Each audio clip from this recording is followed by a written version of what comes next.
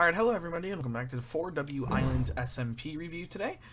Today we are checking out this server. Thank you to the owner and whoever else invited me onto the server. One thing I noticed right when I joined in is I actually didn't spawn underneath your spawn point. I spawned over here in the grassland. So what I would for sure do is make sure I spawn right where you want me to spawn right when I join in. So check your plugins for first join. I just got sent with the normal join message, and I would assume that with your scoreboard here, it is based on SMP. And from what you told me in Discord, it is also based on SMP, so I would assume it's survival. And that does make sense to have the default join message as your join, because it's survival. You don't have anything custom. Though, if you want to make it a little bit more unique for your server, I always recommend changing that custom join message to being custom rather than your default one.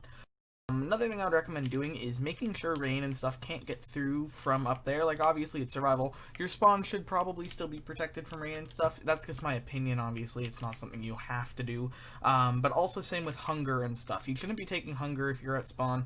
There's no point to take that damage and that hunger and stuff. And all of that stuff. So I would look into that. I also take fall damage and I would believe mob damage. Okay, so yeah, so make sure your spawn is protected from mobs damage of any kind, lightning strikes like you saw there, rain, stuff like that, because that is still important, even on a survival server, is very important to have.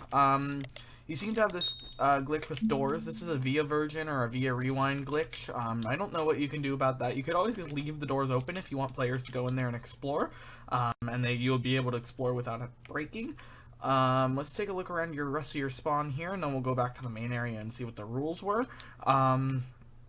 In terms of tab list, you have a very clean tab list. The only thing I would do is make that tab list name where you say 4wislandsmc bold like you do on the scoreboard. Over here we have map, server created, and then over here you got administrators, join our discords, rules, owner, events. Alright, very cool. Custom death messages may be something fun to add in, along with preventing mobs from being at spawn, because clearly that's causing a problem for this player here. So I would recommend looking into that. Another thing I would recommend doing is on your scoreboard, you have your player name and ping. Both of those things, your ping should probably go in tab, and you don't really need to see your name on the scoreboard. I can also break these. If I spam quick enough, I can break these. Or if I jump, I can break these. So I would look into that, because that could be considered griefing spawn and stuff. So I would really recommend checking into why can I break these at spawn. Because if I wanted to, I could jump on every single one of these from like this 2-block jump and get all these seeds and just shoot my way rather than going out into the survival room and actually surviving. So I'd really recommend looking into that. In terms of your spawn, it fits really well into the landscape here, so keep up the good work with that, especially since you're having the classic SMP type feel. That is pretty cool. I was told to look into having some custom nether biomes in the overworld. So it's kind of more unique than your typical SMP server. I don't know if I'll be able to find one of those, but we will go ahead and look through and see if I can find any of those. Thank you, and I do appreciate when owners and stuff give me a list of details about the server, so I can go ahead and try to find them when I'm doing my review. So you can see I also didn't spawn at the main spawn there. I spawned a little bit off to the side, so I would look into maybe making sure you don't spawn directly next to mobs or anything. So again, block the mobs, make sure you spawn at the correct spawn place, etc. So we're going to try to run off away from spawn here and see what we can discover. Let's try any of your typical commands. You do not block /about or /pl, so what I would do is really recommend looking into either blocking these, or if you want to leave them public, that's fine. The only thing I would recommend doing is on some new versions and stuff, there are problems with some resources being dupable, and people can dupe items and stuff, so I'd make sure you have protection against that. There's a bunch of plugins that protect against that over on Spigot, so I would recommend looking into that. But overall, we're just going to be looking through. It obviously is 1.16 mechanics, or whatever the water update, 1.15 or 1.16. It's one of those two. So I would really recommend maybe looking into possibly running like 24-hour automatic events and stuff. Because if you run automatic events, it can really come in handy to get players on. Same with reward events. So what you should do with reward events is you should really make sure you can create like prizes of some sort, rank prizes or money prizes or something to drive the players on. Obviously money prizes will for sure get players on a lot more than just no prizes would. So I would look into that. Obviously, this place seemed to have blown up when someone tried to explore. There's another village, so we'll go check out the other village. But it seems like it's your traditional survival server. I don't think there's a shop or anything. It doesn't look like there's a shop. One thing I'd really recommend doing is adding ranks, so you don't have like your default username and text here. You have custom chat formatting and stuff.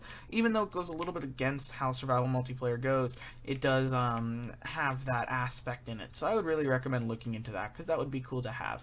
Another thing I would do is maybe add a little bit more of, I can't tell if the world's pre-generated or not. It kind of looks like it's pre-generating, which is terrific, so good work on your optimization there. It's running 1.13.2, so you're going to be a little bit more optimized than newer Minecraft versions. So what I would recommend doing is making sure, in case you haven't, preload the world. So maybe all this has been discovered already, that's completely fine. Preload the world to be completely loaded for like 1,000 chunks to your world border. Whatever you set your world border to, you should probably preload to. I did that when I created a test 1.16 server. It took about 4 days to generate fully, but it did generate all those chunks, and it did take up about 100 gigabytes of space, but it did do that, and it runs perfectly fine without optimizations now.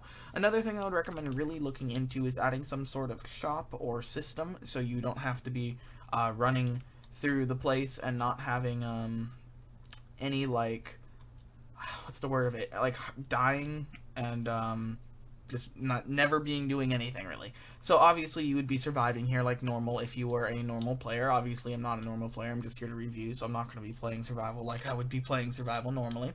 So that is pretty cool. So it seems like you have it really well set up. I don't exactly know what else to review here. I'm just checking on the side messages in case I missed anything from what you were talking about.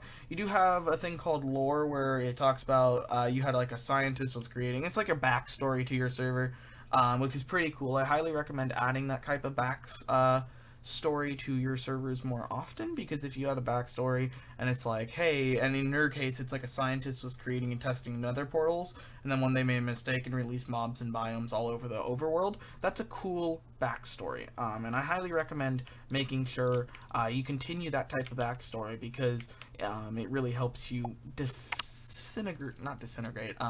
differentiate your server compared to others. You have claim land, so that's a great addition, so you can claim your own land and everything. I would give you a shovel or something that explains like how to claim land, so you don't have to build one yourself, and give your players a starting kit. I don't have access to kits or /help, make a help menu, stuff like that. So just add a little bit more quality of life changes to your server, because I think it will really help out quite a lot.